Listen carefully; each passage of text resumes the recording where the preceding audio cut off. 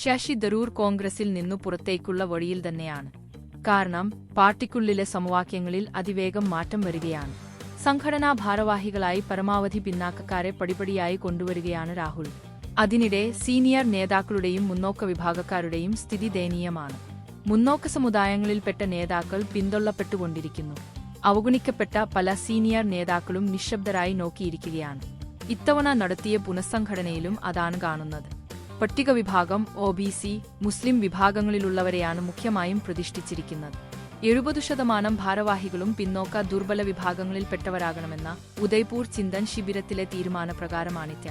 പുതിയ 2 ജനറൽ സെക്രട്ടറിമാരെ നിയമിച്ചതിൽ ഒരാളായി ഛത്തീസ്ഗഡ് മുൻ മുഖ്യമന്ത്രി ഭൂപേഷ് ബാഗേൽ OBCയിൽ പെട്ടയാളാണ്.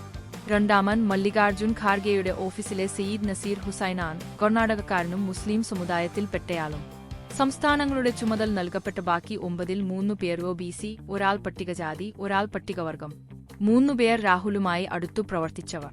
2 പേർ പ്രിയങ്കയുടെ വിശ്വസ്തർ. 2 പേർ സോണിയുടെ ഇഷ്ടക്കാരാണ്.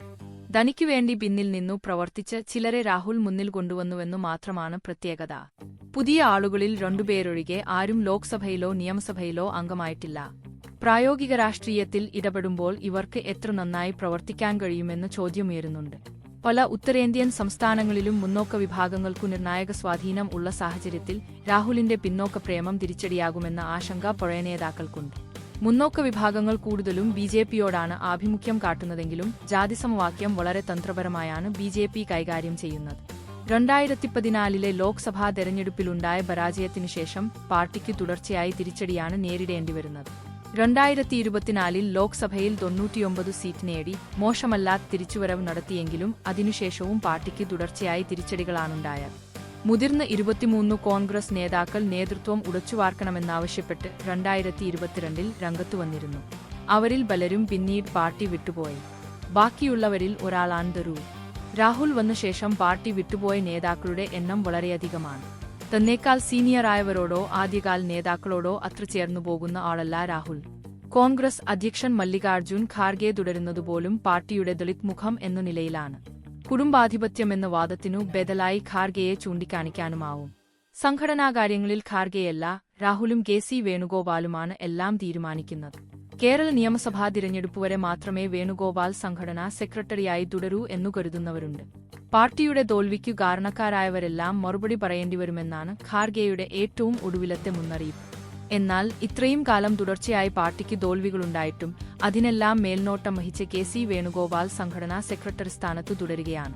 രാഹുലിനെ കാണാനാഗ്രഹിക്കുവരോടെല്ലാം KCയെ കാണൂ എന്ന മറുപടിയാണ് രാഹുൽ നൽകുന്നത്. സീനിയർ നേതാക്കൾ ജൂനിയറായ KCയെ കാണാൻ ഇഷ്ടപ്പെടുന്നില്ല. ഇക്കാര്യം തുറന്നു പറഞ്ഞാണ് പല സീനിയർ നേതാക്കളും പാർട്ടി വിട്ടുപോയത്. വേണുഗോപാൽ കേരളത്തിലേക്കു തിരിച്ചുവന്നാൽ അതിനൊരു കാരണം പ്രിയങ്കയുടെ വരവു കൂടിയാകാം. കോൺഗ്രസ് ജനറൽ സെക്രട്ടറിയായ പ്രിയങ്ക ലോക്സഭയിലേക്കു ജയിച്ചുവന്നിട്ടും അധിക ചുമതലയൊന്നും പ്രിയങ്കയ്ക്ക് കൊടുത്തിട്ടില്ല. UPയുടെ ചുമതലയാണ് നേരത്തെ ഉണ്ടായിരുന്നത്. ഈ വർഷവും അടുത്ത വർഷവുമായി നടക്കുന്ന 5 നിയമസഭാ തിരഞ്ഞെടുപ്പുകളുടെ മേൽനോട്ടം പ്രിയങ്കയ്ക്കായിരിക്കും. അതുകഴിഞ്ഞാവും പ്രിയങ്കയ്ക്ക് ഉയർന്ന പദവി നൽകുക. എന്നാൽ പിന്നോക്കക്കാർക്കു മുൻഗണന നൽകുന്ന ഇപ്പോഴത്തെ നയം തുടർന്നാൽ കോൺഗ്രസ് പ്രസിഡന്റായോ ഇന്ത്യ മുന്നണി അധ്യക്ഷയായോ പ്രിയങ്കയ്ക്കു വരാനാവില്ല. അങ്ങനെയെങ്കിൽ പിന്നെ പാർട്ടിയിലെ ഉയർന്ന സ്ഥാനം സംഘടനാ സെക്രട്ടറിയുടേതാണ്. പ്രിയങ്ക കോൺഗ്രസ് അധ്യക്ഷസ്ഥാനം ഏറ്റെടുക്കണമെന്ന് 3 വർക്കിംഗ് കമ്മിറ്റി അംഗങ്ങൾ ആവശ്യപ്പെട്ടിട്ടുണ്ട്. 78-ലെത്തി നിൽക്കുന്ന സോണിയയ്ക്കും 82-ലെത്തി നിൽക്കുന്ന ഖാർഗെയ്ക്കും ദേശീയതലത്തിൽ പാർട്ടിയെ ഉഷാറാക്കുന്നതിൽ ബുദ്ധിമുട്ടുണ്ട്. തനിക്കു വിശ്വസ്തരായവരെയോ വിധേയരായവരെയോ മാത്രം കൂടെ കൂട്ടിയാണ് രാഹുലിന്റെ പ്രവർത്തനമെന്നതിനാൽ പാർട്ടിയിൽ ശരിയായ സ്വയം വിമർശനം നടക്കുന്നില്ലെന്നാണ് പരാതി. കേന്ദ്രമന്ത്രിയും തൃശൂരിൽ നിന്നുള്ള MPയുമായ സുരേഷ് ഗോപിയുടെ ഭാഷ കടമെടുത്താൽ ഉന്നത കുലജാതനാണ് തരൂർ. എത്ര കഴിവുണ്ടായാലും കേന്ദ്രത്തിലായാലും കേരളത്തിലായാലും പാർട്ടിയിൽ ഇപ്പോഴത്തെ അവസ്ഥയിൽ തരൂരിന് സാധ്യതയില്ല. കേരളത്തിലും കേന്ദ്രത്തിലും അനഭിമതനാവുക കൂടി ചെയ്ത സ്ഥിതിക്ക് പ്രത്യേകിച്ചും